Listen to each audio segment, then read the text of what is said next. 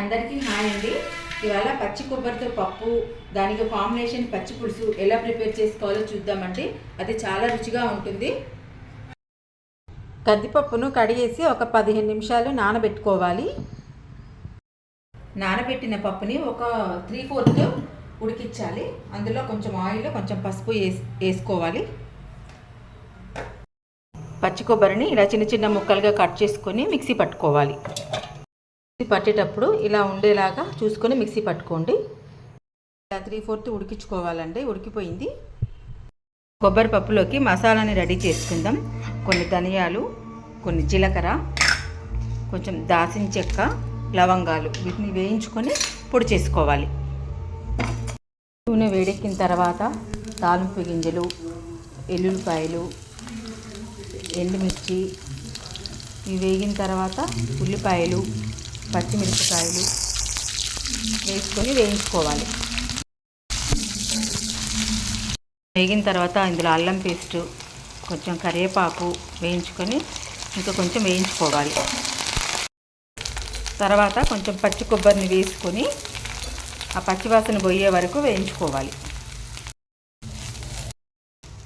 ఇది వేగిపోయిందండి. ఇందాక మనం ఉడికించుకున్న పప్పుని జస్ట్ కొంచెం పసుపుని, రుచికి సరిపడినంత ఉప్పు, కొంచెం కారం వేసుకోవాలి. ఇందాక మనం ఎండుమిర్చి, పచ్చిమిర్చి వేసుకున్నాం కాబట్టి కొంచెం కారం వేసుకుంటే సరిపోతుంది. ఇవన్నీ మిక్స్ అయ్యేలాగా కలుపుకోవాలి. చూడండి, కొబ్బరి ఉండి కందిపప్పు కర్రీ అయితే రెడీ అయిపోయింది. మనం ఇందాక మసాలా రెడీ చేసుకున్నాం కదా, అది ఫైనల్గా వేసేసుకొని కలిపేసుకుంటే రెడీ అయిపోయినట్టే. కొబ్బరిపప్పు అయితే రెడీ అయిపోయిందండి. ఇప్పుడు పచ్చి పులుసు కోసం నిమ్మకాయ చింతపండు తీసుకొని దాన్ని కడిగి నానబెట్టుకోవాలి. పచ్చి పులుసుకి ఉల్లిపాయలు, పచ్చిమిరపకాయలు, కొంచెం సాల్ట్ వేసుకొని ఇలా బాగా మిక్స్ చేసుకొని చింతపండు రసం పోసేసుకుందాం. దీన్ని తాలింపు చేసేసుకుందాం. ఎండుమిర్చి, ఎల్లుల్లిపాయలు, తాలింపు గింజలు వేసుకొని అవి వేగిన తర్వాత కరివేపాకు వేసుకొని, నేనైతే తాలింపులో కొంచెం పసుపు వేస్తానండి.